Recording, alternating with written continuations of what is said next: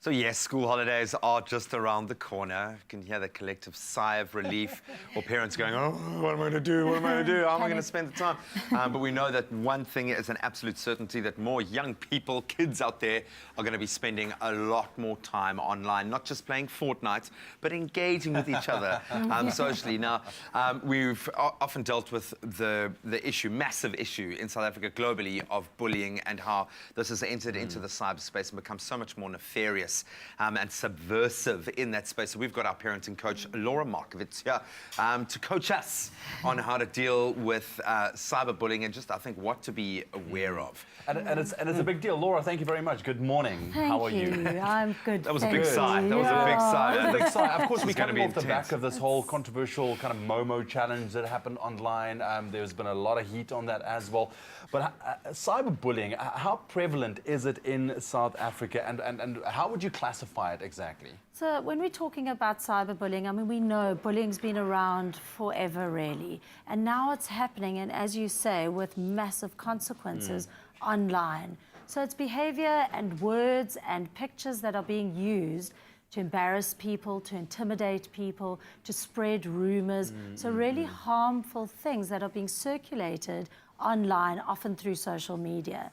And I mean, you asked the question, how prevalent is it here? The reality is it's hugely prevalent in South Africa. I mean, there are quite a few studies that have been done. One study last year showed that South Africa, across 28 countries, had the highest rate of cyberbullying. So it's significant. We only need to look at very recent cases of the tragic child who committed suicide in Pretoria to realize that we're talking about something with really grave and potential devastating consequences. So it's serious and it's widespread. So we do need to be talking about it. Completely, and not just amongst ourselves, but certainly with your kids. Just make it an open conversation so you can kind of get underneath that veil, because there is this weird kind of anonymity, or we kind of are able to distance ourselves. So in the same way that a child will be singled out on a play yard where they don't get included in something. I didn't realize just how hectic. A really good friend of mine, the most amazing daughter, they ultimately had to move her from her school because of something that was playing out in the social media space, and it was bizarre the way that it was playing out and how people were being tagged in certain posts and things that we just would not pick up on at all. It's not like someone's coming out there. So where do we start when trying to stop something like this? So I think exactly as you were saying is we have to be talking to our kids about their online presence. We need to be talking about what they are being exposed to, what are they seeing, and what are they doing online. And so we need to just be talking about that, and we need to discuss the what-if scenarios. So what would you do if you see content about a friend that you know is going to embarrass them?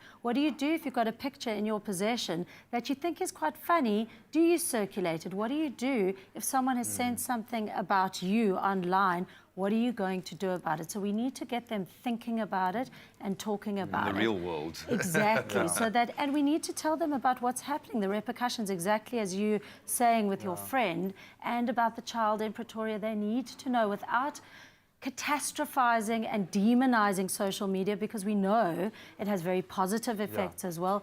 But we need to be teaching our children to have a healthy and balanced approach to how they are behaving online. And of course, with the massive surge on social media, the way it's come, especially for youngsters now, for them, social media is a reality. It's a language, It's a language, that's what they use, and they don't necessarily see it as maybe we do that didn't have social media before, and we can look at it maybe from an outside perspective.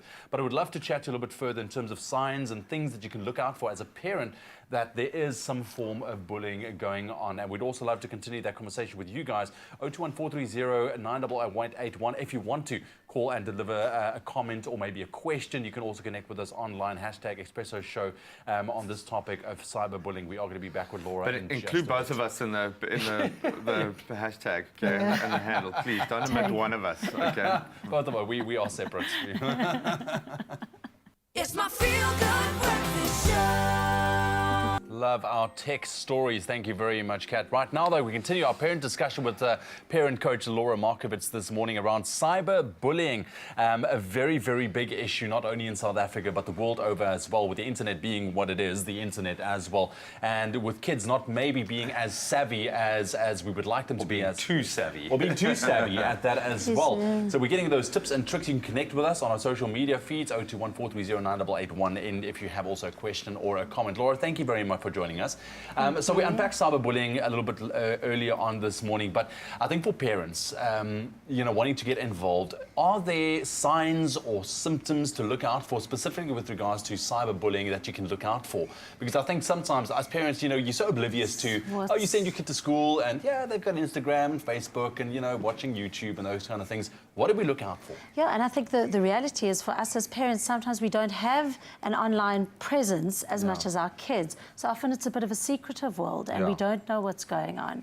So signs to look out for, obviously changes in behaviour. If we are seeing sudden changes in behaviour, school refusal, not wanting to get out of bed, not wanting to go to school, isolating themselves from people, changes in eating, changes in sleeping, really behavioural changes that sometimes can mean other things, obviously besides cyberbullying, but there are, of course, signs that we need to be looking at to see something is up with our kids, and we need to be on it when we're seeing those signs. Right. This says to me that this is a battle that needs to be waged on a number of levels. If we look at the practicalities of just the tech side of it, is there a way that we can preempt this and create a safer environment, or is it impossible? So, with the younger kids, yes, we can be limiting them. We can be saying, what age restrictions before they are engaging in this.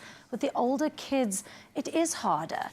They're online. They are doing this. So I'm more inclined to be saying, well, what are we doing off screen to make sure that they feel equipped when they are online. And that's the stuff, that's the stuff of warning them about how to deal with things, teaching them kindness, that they need to be kind on the playground and off the playground, and setting that example, and then being aware of what we can do when it does come up and when they are being bullied. Just quickly, how do you deal with it once you suspect? What's the first thing you need to do? So first of all is be there. Be there for your child.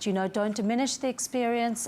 Be there. Make sure that it gets reported. Get help for your child. Block the person who's been sending things to them. Get it reported. Kids need to know that as a child, they can go directly to a magistrate's court and get a protection order against someone through the Protection from Harassment Act. So they need to know that there are things that they can do, and also they need to know that as awful and terrible as it is at the time, because it is terrible, it will pass and they will get through it. All right. So I think we just, as parents, you need to be vigilant on this. And if your child has an online presence, you need to be aware of it, and you need to make sure that whatever content that they are looking at or people that they engage with, that you are there and that you are present. Yeah, educate yourself, I think, is where it all begins. Laura, thank you so much. Thank you.